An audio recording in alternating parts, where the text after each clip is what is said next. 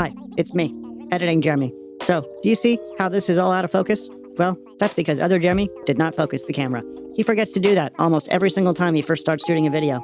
And, unfortunately, I can't stand on his shoulder and remind him because I'm not real. Anyways, I'm going to take this opportunity real quick to tell you about what happened with this video. So, Instruo was like, hey, do you want to try the Seashell? And I said, yes, it's a very unique product from you. I love you as a company and as people, and I want to see if I can support you. So I got the Seashell in and I started playing around with it. And what you see here is my first attempt with the Seashell to shoot a video. But afterwards I was like, you know what? I think I could go deeper with this and try to make something a little bit more interesting. So I started down the road of trying to hook the Seashell up to various things and get involved with the editor and all the presets and stuff like that, and I was going to shoot another video. But as I did that, I realized that I did not enjoy the workflow of this synth in my studio.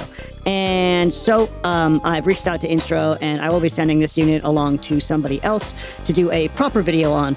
But we have content here. We have content, and I'm not going to throw away content. You know, content's important in this world of content. And so I'm not endorsing the Seashell as a product that you should buy. I am going to put this video out so you can hear me put together a piece of music with the Seashell.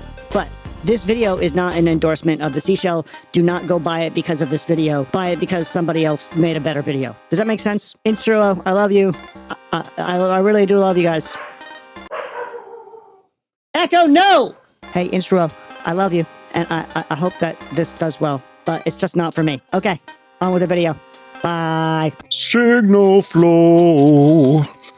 Where's our move like butterflies? We don't know. That's why we're taking them away. Okay, I need something to play this with. There's our MIDI in. Let me grab the Digitakt real quick. Could I have had all this set up before I started the video? I sure could have. I specifically did not want to. I have been very, just on for the last month or two, getting my set together for FWA and performing my set at FWA, and then making the visualizer for my set at FWA, getting ready for Ferality, which I hope I see you there. This video will come out after Ferality likely, but I hope I saw you there. If you saw my set, I guess I hope you enjoyed it. So I just wanted to do something a bit lower key. Whew. Okay, is this anything? It's fine for me. So if it's okay for me, it should be okay for you. We'll go to our track. 16 will be our MIDI. Source, MIDI. There's our envelope. So now let's get some audio in. We go to the mixer and we go boop, boop, boop, boop, in. Already sounds cool as hell. All right, so we have sound in from the Digitakt. We can play this thing. One thing I'd like to do is... There's a wonderful center detent for these so that you know when you're in tune. And if you want to make sure, oscillators, single cycles, that's fine. Okay, so we can hear that we are actually in sync, tuning-wise. I'm going to turn off the effects for this channel for right now, as much as I'd love to just drench this. I think it's important that we hear it dry first, so we can understand what the Seashell does, you know. We have some pitch control options here. That's like a sawtooth up. That is a wave folder, which you can hear the wave folder engage there.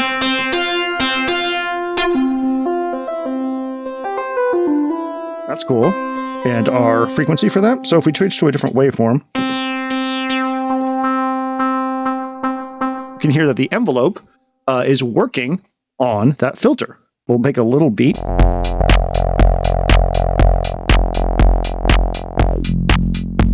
going to record that sound right there. I like that. So that will be our bass. There we go. That's it. That's all we need. Zoom is here. Let's make sure that we are right at the beginning of that. Now we can do effects to it, which is cool. All right, we'll just record a little cheeky bass line, and then we'll make another sound.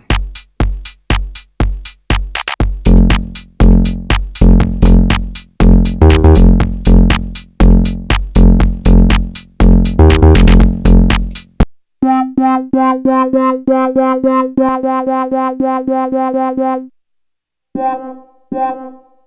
like that little wow. It's a little cat sound. Pss, pss, pss, pss. Okay, so we'll go back to here.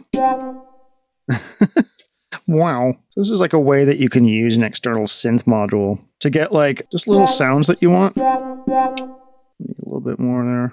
And then we can assign it to a sample. So yeah, great.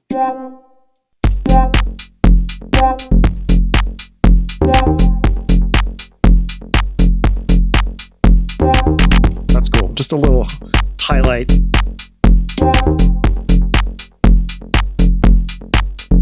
A lot of this music is like building like a little machine sort of individual parts that kind of like agree with each other, kind of like work together, and that sets expectation for the dance floor and the body and the mind to like kind of anticipate something coming up. So it's important to have things that kind of repeat and have individual character to each sound.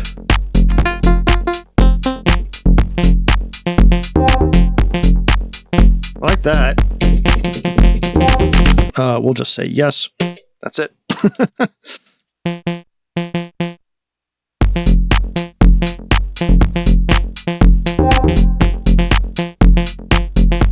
Let's do a little polymeter with it.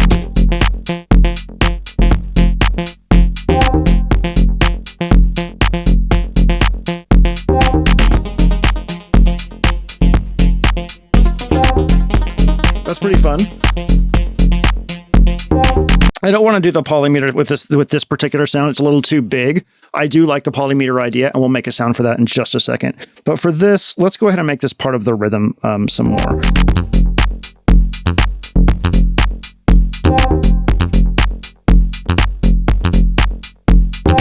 Okay, cool. Let's get that polyrhythm thing in there, because I think that's really going to polymeter thing in there, because I think that's really going to kind of bring some stuff together. So go back to here, and for this, we're going to want a softer sound.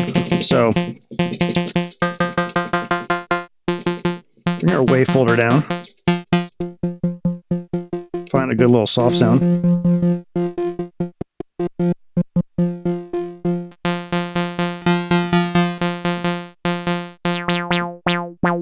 Oh, that's good. Holy shit. Listen to that little tiny bit of envelope there. Just really brings out that sound. Just a little bit of lovely 303-esque sound. We're getting there. We're building up this beat.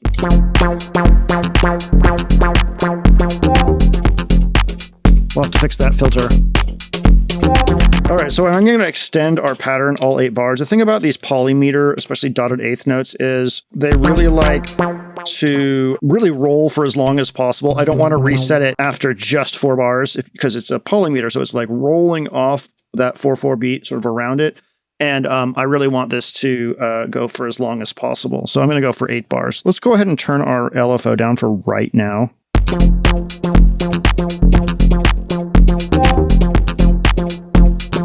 So keep on rolling.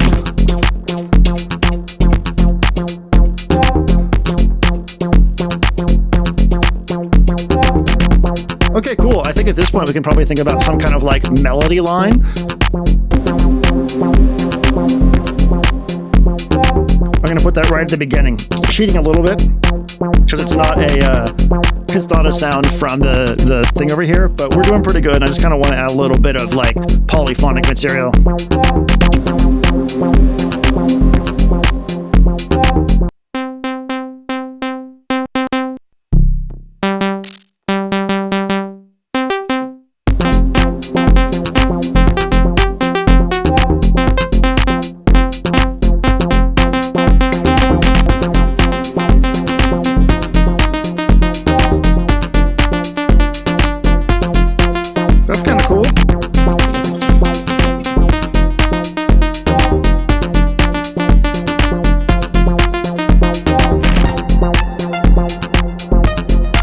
That better. That fits in nicely with the call and response for a little wah sound. Okay, now I want something on top of this. So we still have 14 and 15 to play with, so let's play around with those.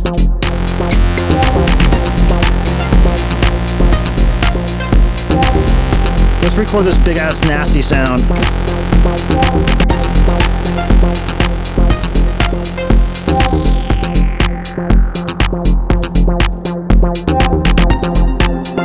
the recorder. There we go.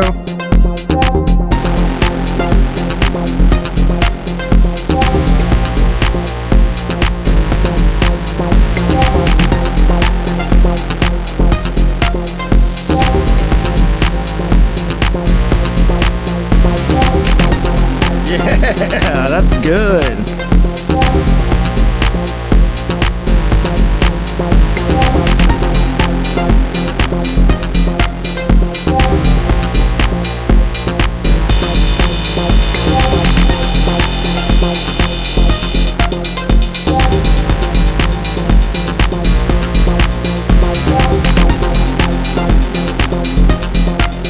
That is fucking hot. I like that.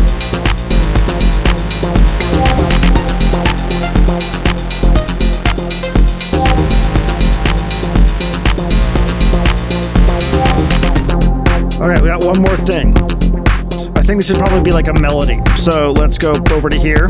I know we have that middle, like tiny little melody, but we need a bigger sound, I think, to go along with this, which I've filtered down.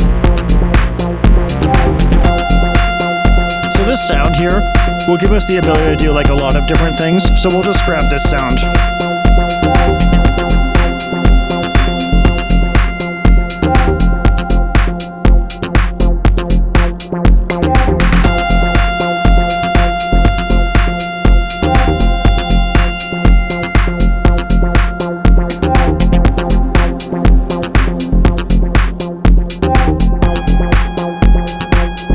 Give this a little vibrato by going to tune, turn this up, fading in.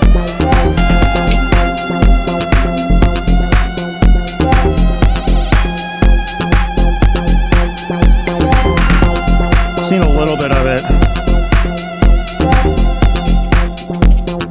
Okay, so we have one more track, and that is our MIDI track here. So what I'm going to do is give us like a little like ARP sound that we can play around with.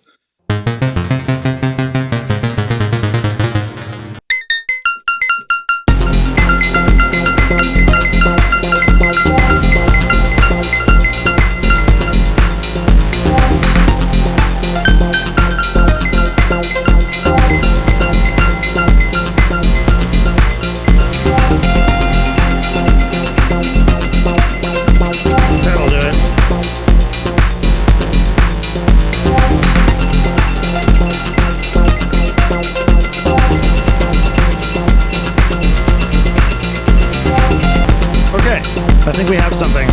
So now if I hit stop and I go to my mute mode, and I turn off almost everything, we can start over. Okay, cool. So I guess I'll just play a little bit in case you haven't gotten incredibly sick of what we've already been listening to. So that is a very non-scientific introduction to our friend here. I haven't gone over the fact that you can like cycling envelope stuff, which is neat. There's probably some other little things. You can turn one of them into a low frequency oscillator, which is neat. There's a lot of small little tricks under the hood. I do like how they've managed to get like FM into here and sync. I think that's pretty neat. The diffuser sounds pretty good, and all these different like sources are pretty nice as well. The size is cute. The price is not low compared to some other synths, so that's definitely going to be an issue for some people, and I completely understand that. When I got this, a lot of what I was thinking about was, how do I explain value of something like this over some other thing? And I'm just not going to try at this point. If you want this, then that's that, I will say I am enamored by how tiny it is. It's very, very cute. So yeah, let me just play this out, and thank you so much for watching. My name is Jeremy. This has been the Seashell Signal Flow, and I'll talk to you in the next video. Have a wonderful day.